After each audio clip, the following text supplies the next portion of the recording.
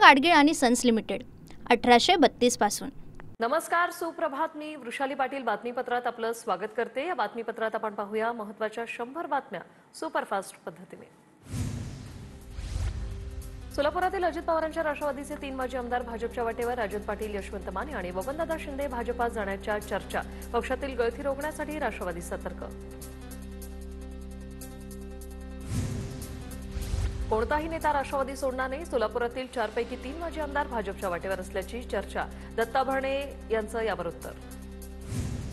राष्ट्रवादीतली गळती रोखण्यासाठी अजितदादांनी दत्ता भरणेंना सोलापुरात पाठवलं। भरणेंकडून सोलापूर शहर आणि ग्रामीण विभागाची स्वतंत्र बैठक। डॅमेज कंट्रोलचा प्रयत्न।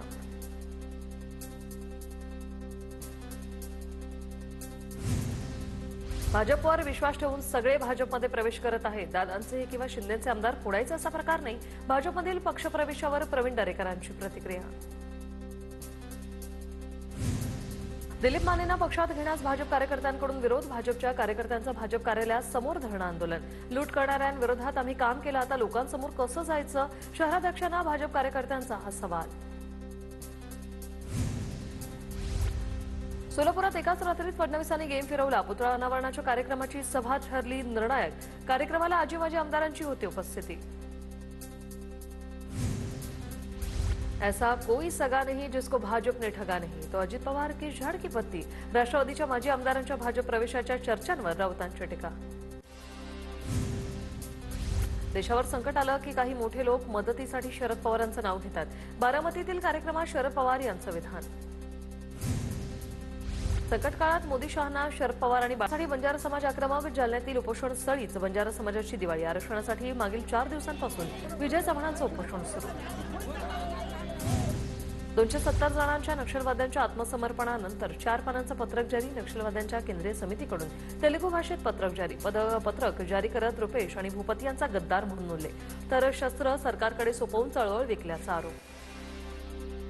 अहिल्यानगरमध्ये कोरोना काळात चुकीचा रिपोर्ट बनवल्याचं समोर गुन्हा दाखल असलेल्या डॉक्टरांचा अटकपूर्व जामीन कोर्टाने फेटाळला। कोरोना झाल्याचं खोटं सांगून चुकीचे उपचार केल्यानं एकाचा मृत्यू। दिवाळीच्या मुहूर्त ट्रेडिंग सत्रामुळे शेअर बाजारात तेजी। सेन्सेक्स 267 अंकांनी वाढला, तर निफ्टी 80 अंकांनी वाढला। इन्फोसिस, टेक महिंद्रा आणि टाटा मोटर्स यांसारख्या शेअर्समध्ये मोठी खरेदी। राज्यात आरोग्य योजनांच्या अंमलबजावणीसाठी आता स्वतंत्र वॉर रूम। मुख्यमंत्र्यांचे मुख्य आर्थिक सल्लागार यांच्या अध्यक्षतेखाली वॉर रूम स्थापन।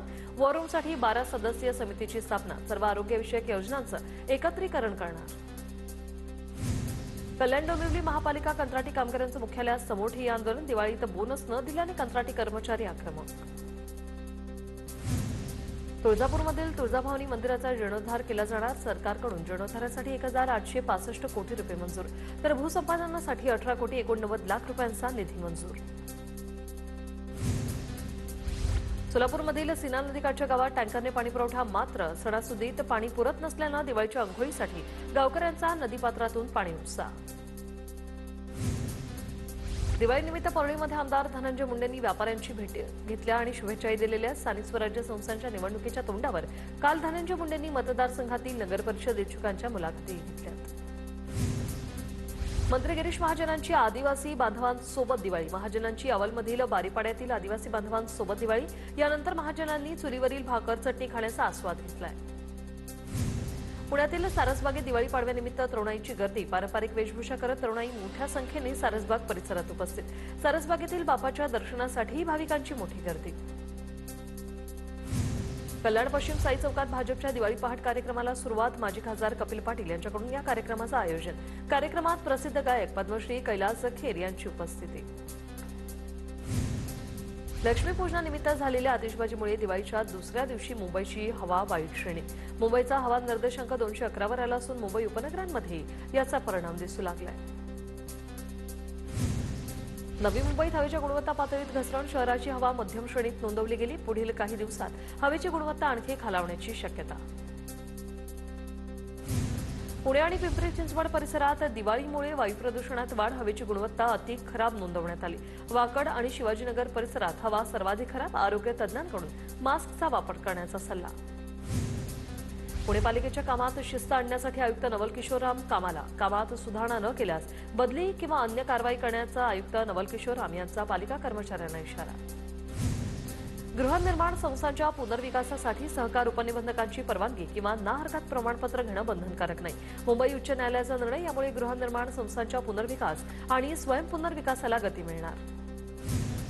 मुंबईत ऑक्टोबरमध्ये बेस्ट एसी बस सुपरहिट ठरल्या. बेस्टच्या एसी बसने 20 दिवसात 25 कोटींचा महसूल कमावला. 20 दिवसात तब्बल 2.28 कोटी मुंबईकरांनी एसी बसमधून प्रवास केल्याची आकडेवारी समोर. लाडकी बहिणी योजनेत 164 कोटींचा घोटाळा. 12,000 भावांनी 13 महिने योजनेचे प्रत्येकी 1,500 रुपये घेतले. महिला बालविकास विभागातील अधिकाऱ्यांकडून घोटाळा झाल्याच्या माहितीला दुजोरा. सरकारी कर्मचाऱ्यांच्या सेवा पुस्तकाचं डिजिटायझेशन होणार आणि यामुळे नियुक्तीपासून ते निवृत्तीपर्यंतची माहिती आता एका क्लिकवर मिळणार. यासाठी महा ह्युमन रिसोर्स मॅनेजमेंट सिस्टीम ही यंत्रणा राबवण्यात येणार आहे. मडबेटावरील जनगणना फॉर्म बनावट आहे का याची एसआयटी मार्फत चौकशी करा. हायकोर्टाचे आदेश. आरोपातील तथ्य समोर येण्यासाठी चौकशीचे आदेश. पुढील 3 ते 4 दिवस राज्यात हलक्या ते मध्यम सरींचा अंदाज. या कालावधीत राज्यातील काही भागात मेघगर्जनेसह पावसाची शक्यता. ढगाळ वातावरणामुळे पुणेकरांना उकाड्यापासून दिलासा. आज पुणे शहराला पावसाचा येलो अलर्ट जारी. विजांच्या कडकडाटासह मुसळधार पाऊस पडण्याचा हवामान विभागाचा अंदाज.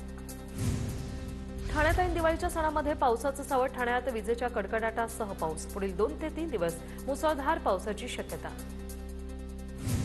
निफाड तालुक्यात जोरदार पाऊस. काढणीला आलेला शेती पिकांना फटका बसणार तर द्राक्षबागेच्या फळधारणेवर याचा परिणाम होणार. परभणी जिल्ह्यातील काही भागात परतीच्या पावसाच्या सरी. पाऊस झाल्यानं रब्बी हंगामाची कामं रखडण्याची शक्यता. मुंबईचा कल्याण, बदलापूर आणि उरणमध्ये परतीच्या पावसाची हजेरी तर रायगड जिल्ह्यातही पावसामुळे दाणादाण. सोसायटीच्या वाऱ्यांसह आता पाऊस झाल्यानं नागरिकांची चांगली तारांबळ उडाली. कल्याण पश्चिम अनुपमनगर परिसरात घरावर झाड कोसळल्याने 3 घरांचं नुकसान. 2 जण जखमी. सोसायटीच्या वाऱ्यामुळे झाड कोसळल्याची घटना. कल्याण पूर्वच्या सूचक नाक्यावर बॅनरने घेतला पेट. सोसायटीच्या वाऱ्यामुळे बॅनर वीज वाहिनीवर पडल्याने पेट. बॅनर जळताना पाहून नागरिकांमध्ये भीतीचं वातावरण. रायगड जिल्ह्यात भात कापणी सुरू असतानाच मुसळधार पाऊस. शेतकऱ्यांचं मोठं नुकसान. भात शेतीचं नुकसान झाल्यानं शेतकरी हवालदिल. ऐन दिवाळीत शेतकऱ्यावर आर्थिक संकट ओढावलं. परभणीत रब्बी हंगामातील पेरणीला सुरुवात. खरीप हंगामामध्ये अतिवृष्टी. शेतकऱ्यांच्या पिकाचं प्रचंड नुकसान.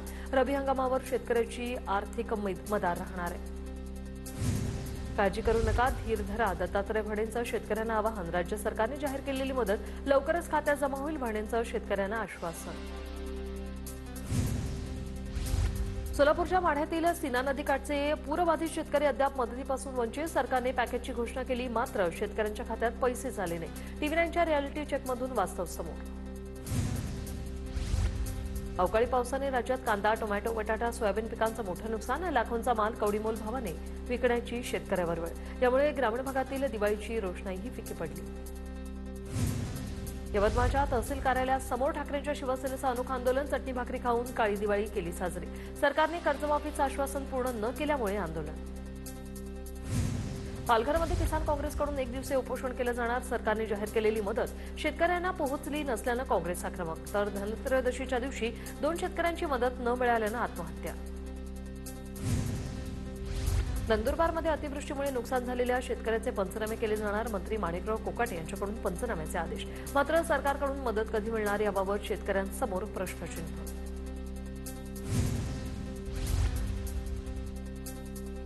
छत्रपती संभाजीनगरमध्ये शेतकरी संघटना आक्रमक. जिल्हाधिकारी दिलीप स्वामी यांच्या बंगल्यासमोर चटणी भाकरी खात आंदोलन. शेतकऱ्यांना मदत न मिळाल्याच्या मुद्द्यावरून अर्धनग्न आंदोलन. पोलिसांनी शेतकरी संघटनेच्या कार्यकर्त्यांना ताब्यात घेतलं. अतिवृष्टीला महिना होऊनही शेतकऱ्यांना मदत नाही. भूमपरांडा भागातील शेतकरी अद्यापही मदतीपासून वंचित. महिनाभरापूर्वी पंचनामे होऊनही दिवाळीपूर्वी 1 रुपयाही शासकीय मदत मिळाली नसल्याने आता शेतकरी हतबल.